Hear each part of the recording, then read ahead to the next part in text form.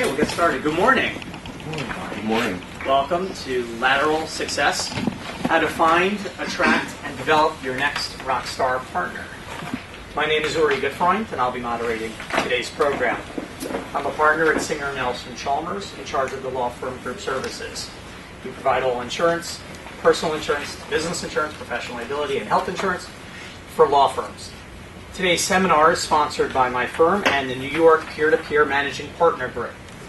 We started the peer-to-peer groups roughly 2 years ago on the belief that peer-to-peer managing partners can teach each other a thing or two about running their firms and help each other. And it's been quite successful to this time.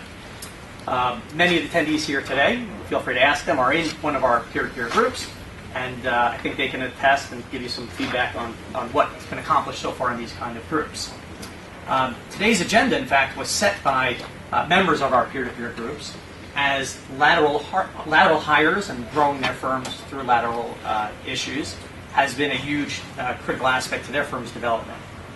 Today we're hosted by LBI Color Toolbox in their space. So we have a really exciting and thought-provoking program today. We've divided our subject matter into 3 different sections. Generally speaking, the first section is on the pre-deal, the pre-lateral deal work. The second section is how does the actual deal look, how does it manifest itself, and how do you go forward with it. And lastly, but the most importantly, is how do you make the deal work profitably? What are the kinds of things that you need to do after you bring on your well-sought-after lateral to make it work financially and build your firm rather than just throwing more stuff into your firm. Our second panel, as I said earlier, will be addressing the actual lateral deal. This is the dance and what it looks like. The panelists are Sam Roberts. Sam is the National Senior Executive Director at Mestel and Company, responsible for leading one of the nation's largest and most effective legal search teams in the United States. Sam and his colleagues have placed well over 1,000 lateral partners, have opened numerous offices for AMLO 100 and 200 firms, and have brokered numerous law firm combinations, both large and small. Sam is a 1978 graduate of Brooklyn Law School, where he was a notes editor of the Law Review. With him today is Professor William Henderson. Bill Henderson is a professor of law at the Indiana University Maurer School of Law, where he teaches courses on legal profession, project management, business law, and law firm economics. He's been quoted in many magazines, the American Lawyer, the ABA Journal, the National Law Journal. He's also frequently quoted in the New York Times, Wall Street Journal, Los Angeles Times, Atlantic Monthly, The Economist, and NPR. Without further ado, gentlemen. Great. Sam, you want to go or you want me to go? You go. All right. You're the professor. Yeah. So I'm nothing is more exciting to me than talking to practicing lawyers. And when Sam said that they do want to collaborate on this panel, I jumped at the opportunity. So I'm in New York. I had a good meal last night, but I'm really interested in just hearing the conversation and your problems today because I read on this stuff, and if the stuff that I work on doesn't map onto your realities, I need to change rather than you folks. I've been doing a lot of work related to examining the legal market and applying social science concepts to the marketplace and looking at things from a statistical point of view and beginning to do some applied work. And so our topic today is evidence-based due diligence in hiring a law firm lateral partners. There's actually a whole body of literature on how you go about examining whether somebody is going to behave and produce the way you want them to produce, and it's culled from different industries, and so we want to bring that some of that to bear. So in terms of the agenda, let's just talk about the problem. We'll talk about a solution, and Sam's going to offer an example, and we're going to give you an idea of how to do evidence-based hiring. So the whole problem of making a bad hire and having somebody work out is basically starts and ends with ourselves. The evidence, the problem really comes from an idea of a picture of the outcome we want, and that distorting our reasoning ability and basically distorting evidence and looking at it through a prism that actually distorts. And so we actually have to figure out ways to correct these biases and this motivated reasoning that produces these outcomes to where we look at something in a body of evidence and we think this person's going to work out swimmingly, and they actually don't. And actually, there's a fair amount of evidence to suggest that certain people actually have a propensity to predict negative performance. And so they think they're hiring somebody that's going to be very good, but actually, because of their biases, they actually pick somebody that's going to be a B- or a C player. So to solve this problem, so let's move on to the solution. It's nice always when you have a Nobel laureate that's already figured this stuff out. And so there's a psychologist that was at Princeton and Berkeley named Dan Kahneman. He won the Nobel Prize in Economics with a guy named Amos Tversky in 2002.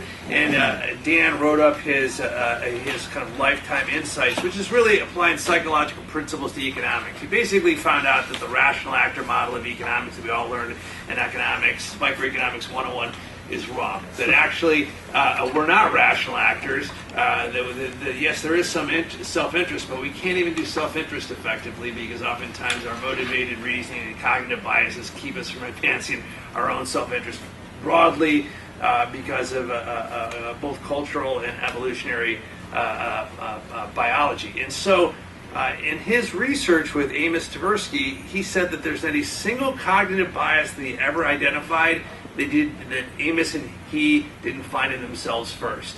So they found the bias in themselves, so they figured out ways to correct for it, and they would conduct these experimental psychology exercises to see if in fact they could straighten out the bias. And the three biases that come into play here are liking.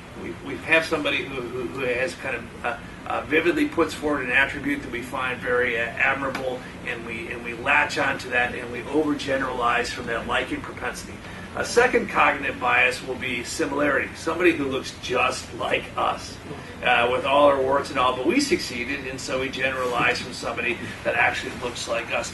And the third one, and I've actually, the first panel kind of laid the groundwork for this. It's called motivated reasoning, and we have this picture in our head of how the deal is going to work out when it works out just the way we hope. That the $3 million comes over, there's lots of synergy, we become fast friends, we make lots of money, we go to retirement together, gold watches get exchanged, we go to each other's weddings, etc., kids' weddings, hopefully. And so that these biases are all in play. And so let me give you an example of how Kahneman did it. And actually, it's all based upon this principle. The science of it is based upon this one. If you want to know what somebody's going to do tomorrow, what did they do yesterday? And so, Jerry Cohen, am I getting it right here? Jerry, am I getting it right? Yeah. Was talking about specific examples, and he wanted to know how somebody handled a situation in the past. I don't know if you've taken any training on behavioral event interviewing, but that's really a sound practice. And so I'll tell you the story about how Kahneman figured this out. So he's an Israeli citizen, and in the 1950s, when Israel was about 7 years old, they needed an army to defend because they're a garrison state, so they needed capable people, and they wanted to make sure that they put the right army personnel into the right positions because it needed to be an effective army. Because it was very high stakes. And so he had a psychology degree in the 1950s, so he was the most qualified person in the Israeli army to make hiring decisions. And so his supervisor had a PhD in chemistry. He said, well, you're going to have to do it to figure out who we're going to promote. And so he inherited a battery of assessments that came from the British Army. And he applied them with great aplomb, and he and his colleagues were certain that they found out the future stars of the Israeli army and replaced them in the right field positions. Well, he had taken, in his psychology background, he had taken some of the early statistical studies that had been done by an eminent professor named Fred Mealy, where they actually could test out theories to see if they actually had predictive validity. And so he took the scores that he and his colleagues gave for these British Army assessments, and he correlated that with their actual performance in the field a year or two later. And he found out that nothing correlated with anything. And he was quite embarrassed by this because he was certain he picked out people that were going to be perfect to predict or to defend the Israeli state. And so what happened was that he decided, well, what does leadership look like? What are the attributes of a great Army infantry officer look like? He listed out the things you would do if you had done it well, and it was 6 attributes. And it's actually listed in the book here. So this is the book here. I brought the little visual aid. And then 6 things if you don't possess these attributes. So it's just what Jerry was doing, but it was the discipline of actually asking these questions to elicit. He built them into a scorecard. and it was behaviorally anchored on the 2 dimensions. And they gave it to the people that were doing the interviews. And what he found out was that they had a mutiny. They hated this idea. They said, well, I'm not interested in what you think about the candidate. I want to know how they score on these 6 different dimensions. And he talks about this book, and this goes back to the idea of why human beings, why we have this tendency toward this motivated reasoning. So we have a hostility toward algorithms. We think, well, we're smart, we've succeeded in these other domains, how hard can it be to select somebody? And so we wander into these waters, we're pretty confident we're getting it right. And the idea that a tool that's going to disregard marginalize my judgment, we're hostile to that. And this comes up in a variety of different contexts. And so he said, okay, fine. At the bottom of the score sheet, tell me your global assessment of the candidate. And remember, the global assessment of the candidate had always been 0 correlation. So he went through, and what he found out was, and this is, I can read the passage of the book, but here's the gist of it, is not only did the 6-factor scorecard predict the success, but the global assessment was successful as well. What he basically says is if you guide somebody through a valid process, they're going to be overconfident, but they're going to be overconfident in the right direction because their reasoning has been guided through a valid process versus talking about sports or talking about our alumni associations or talking about where our kids go to school. We're going to be overconfident, but if you use a ruler, and so the whole thing would be create the scorecard that you need because it's the ruler for measuring past behavior. So it's a disciplined process. So what Jerry is doing with great discipline, setting aside our propensities to draw a quick conclusion and then gathering evidence to support our initial assessment. We're trying to overcome that cognitive bias. And so I'm going to turn it over to Sam, but there's a way to do this process. You got to build the scorecard, and actually Sam and I collaborated. We built you your first checklist. So this is your first algorithm. I mean, this is very similar to what Kahneman did. I couldn't have built this on my own. I don't know how to build these scorecards, but I don't have 20 years worth of observations embedded. Now he can't use this checklist. It has to be used against his clients. But he's the exact right person. So here's the 3 things that you need to keep in mind here when you're doing it. And actually, I have a couple of books here. If you wanna, there's an appendix to this book called Top Grade. It tells you how to do these kind of interviews. If you want training on them, we do training in the company that I'm involved in here, and you can make these behavioral interviews all about the client. Or all about the candidate, so it can actually be used to sell at the same time to elicit valuable information. The first thing is it's got to be historical, all past behavior. We don't need to know about aspirations of the future. I want to know what you did in the past so I can generalize reliably into the future. The second thing is it's chronological, primarily because it's easy to follow. We think in stories as lawyers, so you want to move chronologically. I can't tell you how rare it is for if I sit down with Sam and say, Sam, I want to hear your life story. And he may be reluctant, but by about the 90-minute mark, he's just getting started. I won't be able to shut him up. He loves to tell this story. It's very rare that a candidate gets to tell their life story in a chronological way. And if it's a true rainmaker, somebody's got a lot of potential, they've got a lot of good stories to tell. And nobody's ever elicited these things, so that the candidate's going to enjoy it.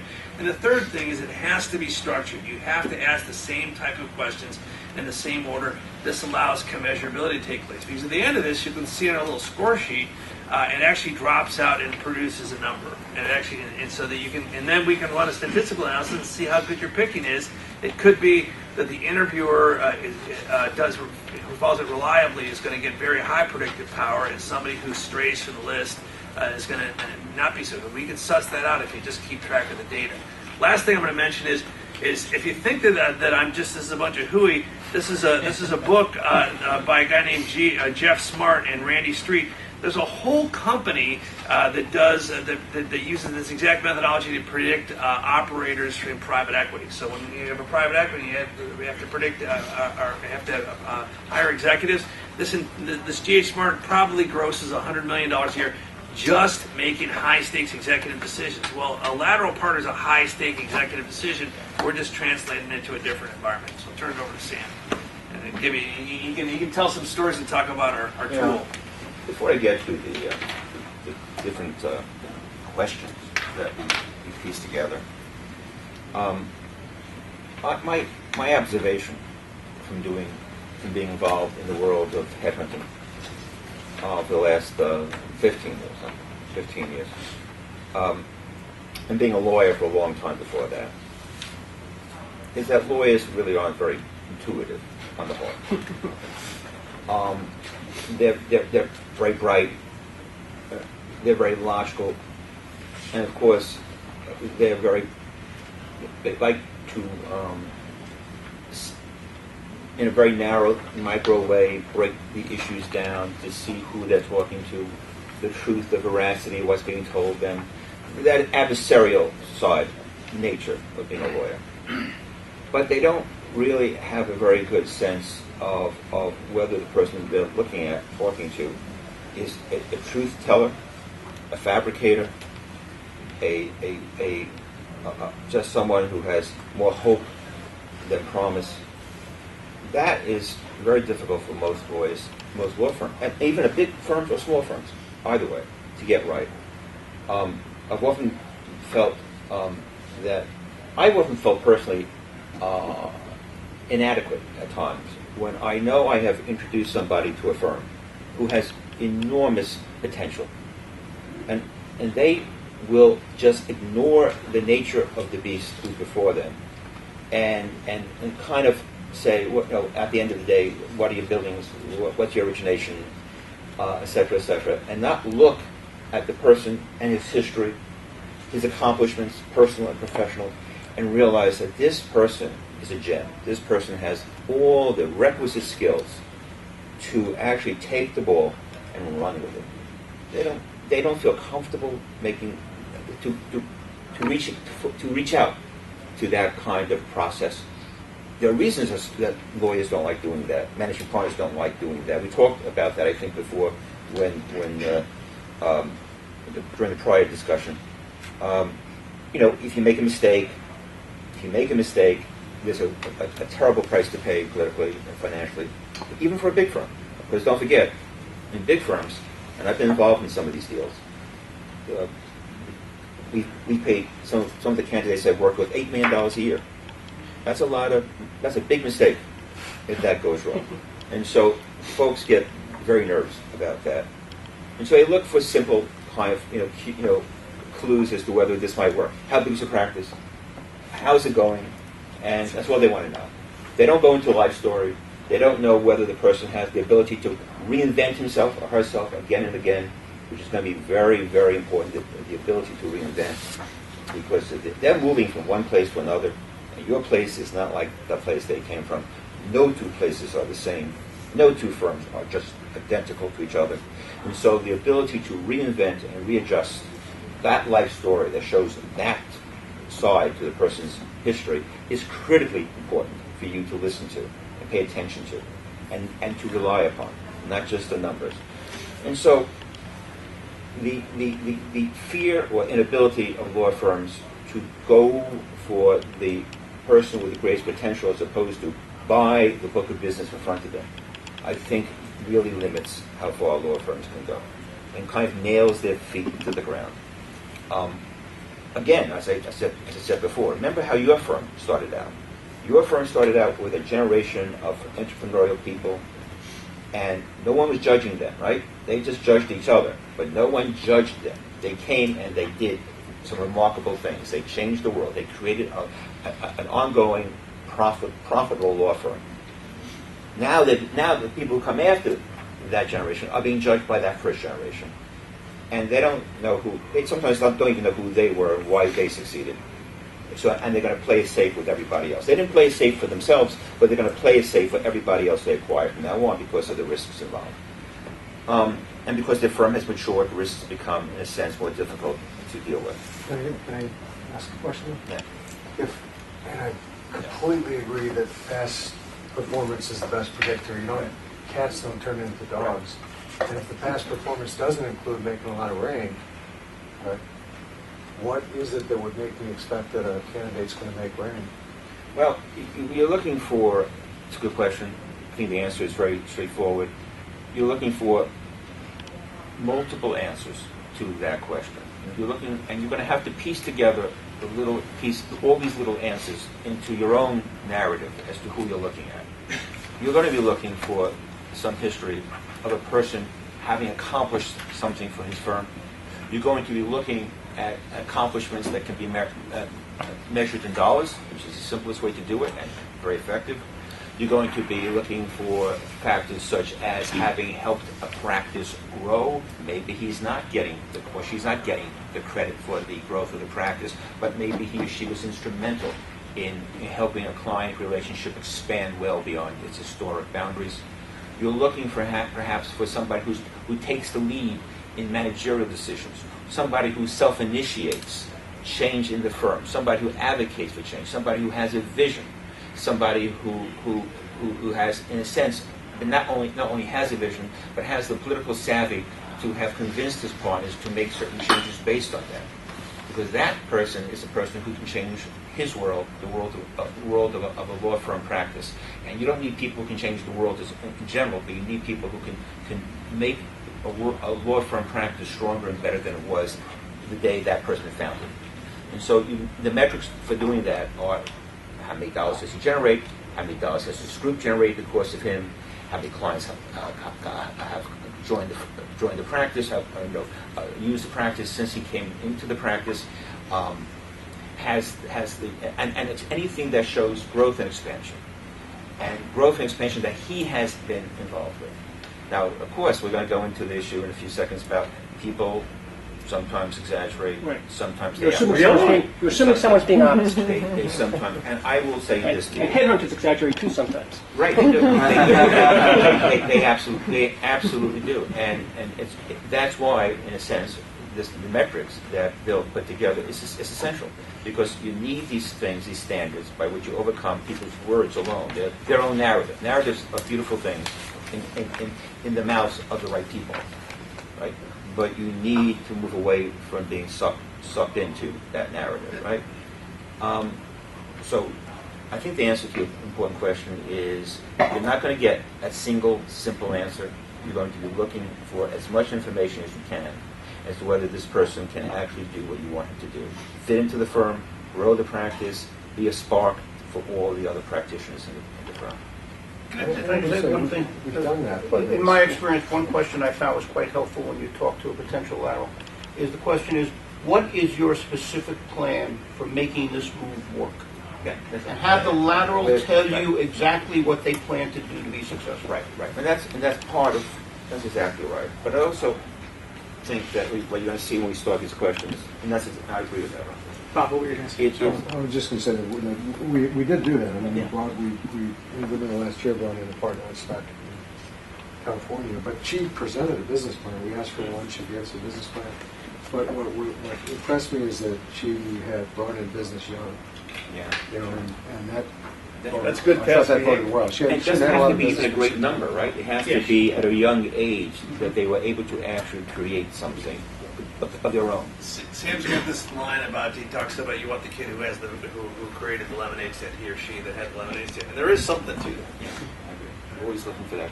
And basically, if you just ask the questions about where are you now, how big is your practice now, you don't get to that question. It's nature, it's personality.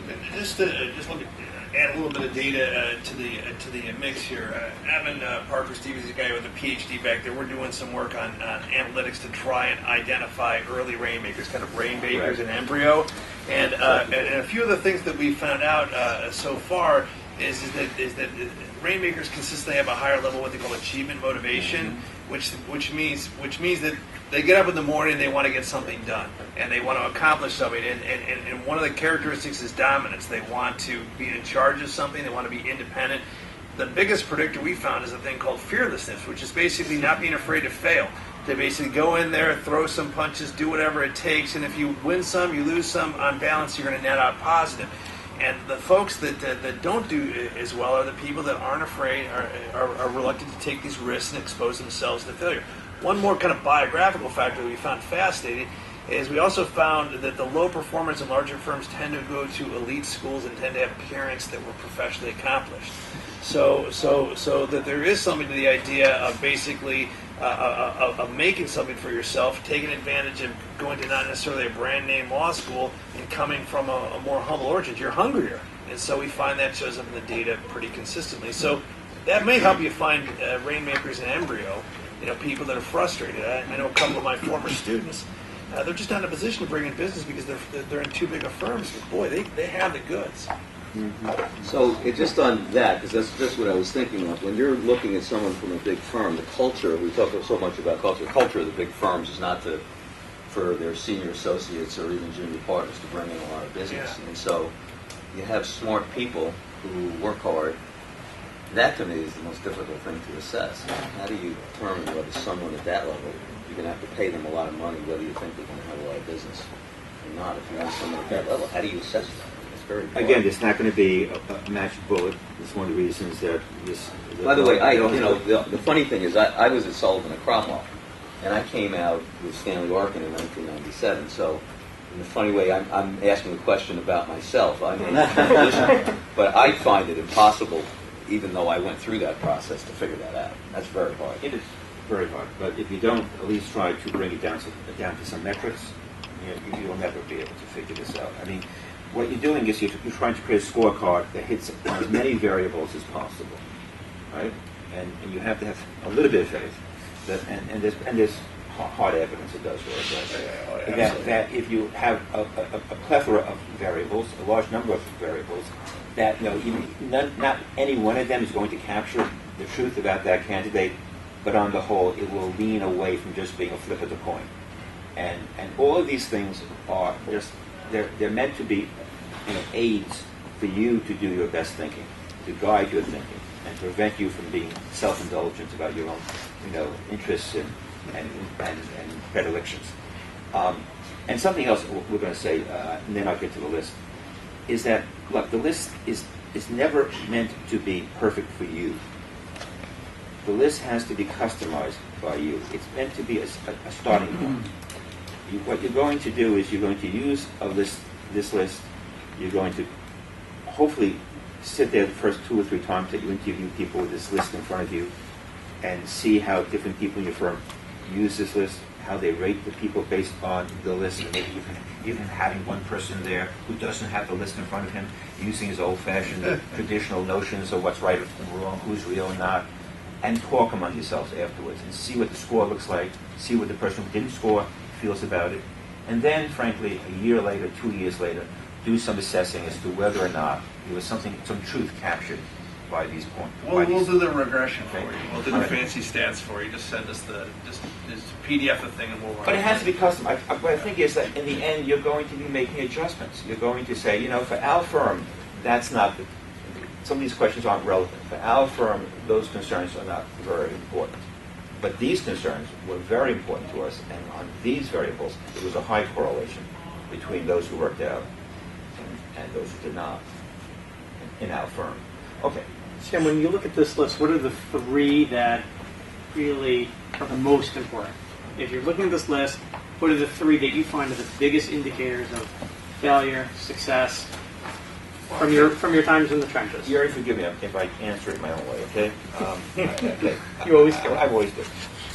I'll say the thing that hits me right away as you approach this assessment, the biggest topic might be, what area of concern I have, is it's a warning, to be very cognizant of the fact that people do not translate easily from one environment to another, all right?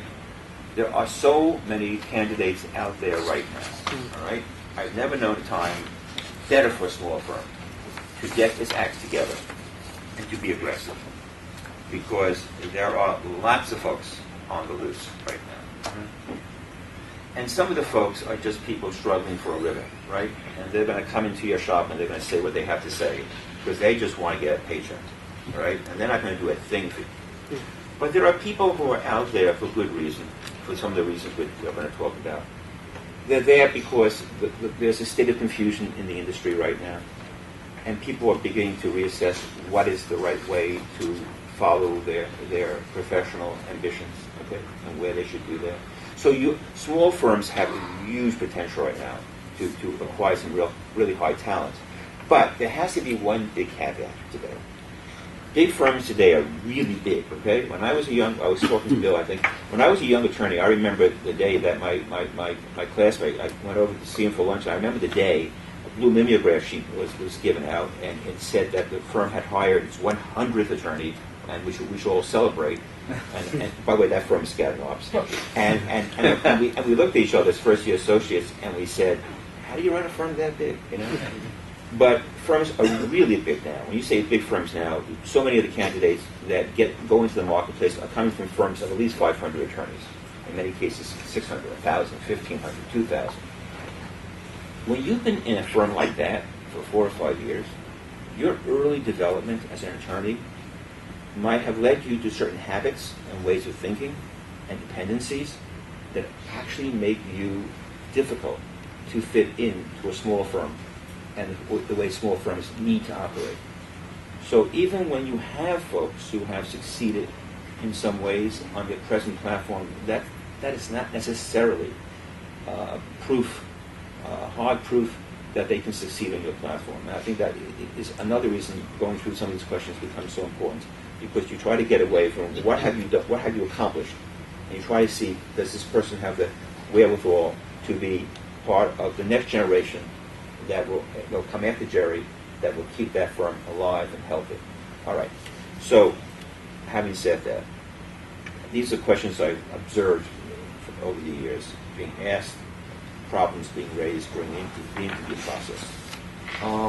The candidate comes in, question one, I'm sure you've all gone through this, and he's just yakking away about what's wrong with his firm. Okay, right? My firm is this, my firm is that, and it's the lament, the gripe, and you know damn well that anybody with any common sense, just common sense, would not do that. That people who are going to change the world are not negative people. They're not negative. They take on the world in a very positive fashion. They accept the fact that certain things did not work out well. They put it behind them. They say that works for them, doesn't work for me, and this is why it works for me. When people gripe, when people lament, and they want to tell you in detail about all the problems of the firm they're coming from, watch out. They're usually not going to work out. This has been my experience after 15 years. On the other hand, if you can see to the right column, then you say, okay, that's what I don't want to find. I don't want to find a person who's just griping and complaining. What you want to find is somebody with a balanced, objective view of his firm, and who acknowledges his the strengths and weaknesses of the firm. He accepts the firm for what it is. He thinks it's a great firm, but it's not for him, and he can explain why it's not for him. Okay. Second typical situation is, well, this is really part of that, and it's a warning to you, the hiring and managing partners. When you see someone on the marketplace and you know that firm is producing a lot of resumes, right? Just be a little bit careful.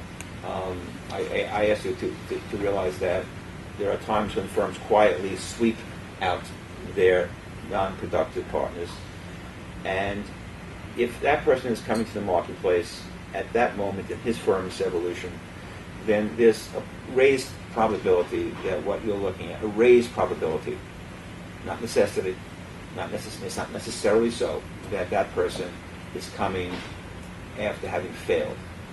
Not just a person who's finding his platform inadequate or inappropriate, but who has failed and is in need of salvation. You can't save him. I'm sorry, but that's just not how business works. And it's a warning sign. Pay attention to, look at the resumes on your desk. Look where those resumes are coming from. And most of my managing partners' friends, that's the first thing they do. They call me up. Why am I seeing 15 resumes from this firm? Is the firm in trouble? I go, no, the firm's not in trouble. They are just doing what they have to do to keep their profitability high. They've identified all the weak partners, the people they don't feel have any future in their firm, will not produce dollars, and they're pushing them out. So just a warning sign. Which means you have to stay abreast of current events in the law firm world. Sam, I want to object to that for a second. Okay. I mean, there's a lot of firms in the room, I think, that, to pick on Howie for a second, Sullivan Cromwell decided they don't want to be in trust, and everybody knows this, right? Trust in Estates is not a good fit, they said, for Sullivan Cromwell. So the Trust in Estates partners of Sullivan Cromwell have been leaving. I don't think that, what could be bad, a wrong fit for Sullivan Cromwell could be a really good fit for these Gary, firms. I agree, but we're not talking about, Sullivan Cromwell, and once in a while, Deborah Boyce got asked its Trust in Estates practice to leave a few months ago. Well, I was just giving that as an example. No, Sometimes it doesn't fit right, no, with their $10 million book business, but If we could poll the room, everybody okay with a $1 million book? You know, it's $2 million? I mean, that would fit okay in your firms? those are moments of opportunity for these firms. Okay, Mm-hmm. I 100% agree with it. What I'm saying to you is that when it's a person who is a corporate transactional guy Okay. or a commercial litigation guy, not a practice that these firms are trying to abandon.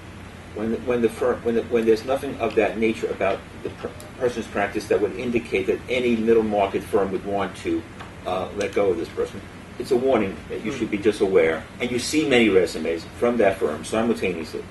Then you should just your radar should go on. Okay, but I agree with what you're saying, and that's why we're here. We're saying there's never been a better time for small firms, if they know what they're doing, to collect great talent. This is an amazingly important time. This is an important conference because if you get it right now, you can gain some real assets. Assets that you might not gain again in this number for a number of years when the industry begins to settle down. Right now, the disruption going on is to your benefit. Next.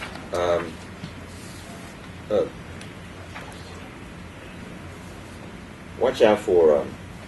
some of these questions are self-evident, and you can follow, or you can just read them for yourself. I just want to focus on the ones I care most about. Number 6, I find that's a very common story. You sometimes have an older partner come into the marketplace, anywhere from 57, 58, and up, let's say. And they really have done very well where they are. Right? And you don't see any strong reason why they're being pushed out of the firm. You say, this is wonderful. What's going on here? I want this person. He can add dollars to my practice. He can add reputation to my practice. I've dealt with a number of folks like that who, very frankly, will tell me, Sam, I really don't want to work 2,000 hours anymore.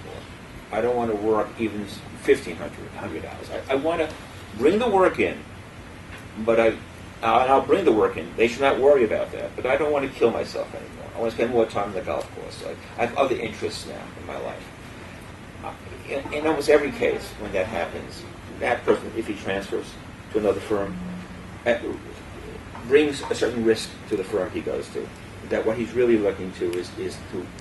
He knows he can't survive stepping down. He can't put the brakes on at his present firm without consequences. So he says, small firms, they'll be happy with me.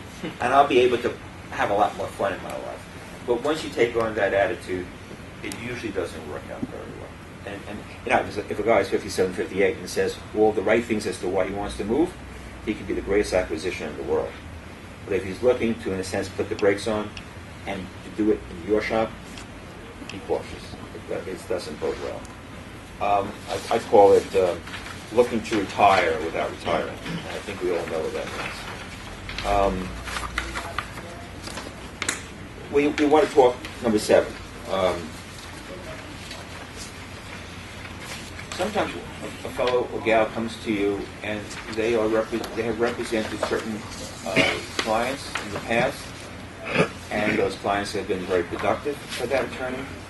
But you know that the sector that client is in is experiencing some difficulties, or you know that there's been a change of leadership at those clients, and it could very well be that the candidate is concerned about that and is concerned that before he is taken down by losing a large part of his practice, he kind of sells his practice into the marketplace and locks in a number for 2 or 3 years. That's what he's hoping. So he might move for that reason. Without going into all the details, I'm thinking of one partner I'm working with. Nice guy. I love all my candidates, as they say. But he clearly is concerned right now that the general counsel is being replaced, and he is uncertain as to his relationship with who comes next. Mm-hmm. He has produced around $14 million a year of business. He's making about $3.9 million a year, and he knows that in his firm especially, once those numbers go down, his compensation is taking a slide. Now, he knows he's not going to get paid $3.9 million in a smaller firm. And very frankly, it's not that relevant for a small firm, panel, because he's not going to move to a small firm. But he's trying to move to a middle-sized firm, a firm right now about 400, 500 attorneys. And and he has every hope in the world that he's going to be able to bring all that practice with him. In fact, he's hoping that he'll take the practice with him. He'll be able to charge a lower rate at the new firm and keep the practice when the new person comes into power. But he's not sure, and what he's looking for is a 2 or 3 year guarantee, a stub year and 2 years after that, and therefore giving him some sense that for a while he has predictability of what his numbers look like. So watch out when people are moving at the same time their clients are changing leadership. Sam. And anybody who knows his client would just know that by reading the papers. Yes. Sam, let's finish the checklist and then your closing comments, because I do want to get in the last speaker about integration. Thank you. Okay. Yes, okay. So I think the big, look, in general, the list speaks for itself. I think you should see how the list is arranged. Things you look at, negatives on one side, the positive things you look for on the other side. You add up the numbers, you add up the negatives, you add up the positives, you see that you have a net number, a plus or a negative, and that should guide you. But again, as I said before, realize that this is not going to be the whole answer. You have to then customize it for yourself. You have to monitor how good you're able to use this tool. You have to see over time how much it correlates with reality. So, That's it. Try using the tool and send us some data, and we'll analyze it for it. We'll look. Thanks for this. Just a chance, just for a quick moment before you come to the next panel. Can you share some insight about compensation models? What's going on there, out there in the world? Yeah, right before the Great Recession, compensation models, compensation was getting really kind of like wild, in the sense that it was, it was a money party. Everybody was spending money on the top laterals, and there seemed to be no limit to what they would spend for a top lateral. In the sense that, yes, they can make a profit off a person with $20 million by paying that person, $7 million and guaranteeing that person that number for 4 years, but they were putting themselves at high risk, the law firms, by doing that. Right after the Great Recession, firms got much more sensible. This is middle-sized and large firms. They got much more sensible, and they walked away from the guarantees, and they began to be much more cautious about doing more than 1 year contracts. They tried to slot people into the firm's compensation system almost immediately, to rise and fall with the firm's performance. But what I've seen lately, Jerry, is that firms are going back to how it was right before the Great Recession again. They are putting numbers out there again. If the person has a track record of success, if the person has a brand, if the person is connected to clients they want, and if the person, it could be somebody who would catch attention in the newspapers, and that attention would inure to their benefit.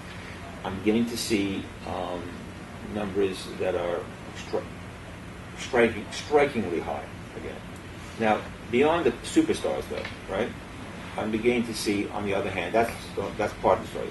Then, when it comes to the non-superstars, firms are getting much more conservative. Okay, if you're not going to bring more than, let's say, a $5 million, $7 million practice to the table, if you're going to bring $1 million, $2 million practice, they're being very cautious. The numbers look very sound. They are not giving the people more than a stub year. Maybe a full 12 months. That's it. And then they're going to judge the person by performance. More and more, the agreements provide for paying a draw at a certain amount based on the anticipated revenue generation. But at the end of the 12 months, they are supposed to sit down and reassess how things have gone, and the contracts say that based on performance, we would do an adjustment. This was basically a performance-focused approach that was, I think, most boldly pioneered years ago by Greenberg Traurig. Greenberg Traurig, he would walk into the firm, they would say, "I like you, here's the agreement. It was a one-page agreement. And what it said was, you're now a shareholder, and you told us that you were going to bring in $5 million this year. We believe you, so we're going to pay you a draw of $800,000, and we'll pay you the remainder at the end of the 12 months if you hit your target. If you don't, we'll sit down and we'll discuss things. That in different variations, that's becoming more common. And more and more firms are trying to get away with that.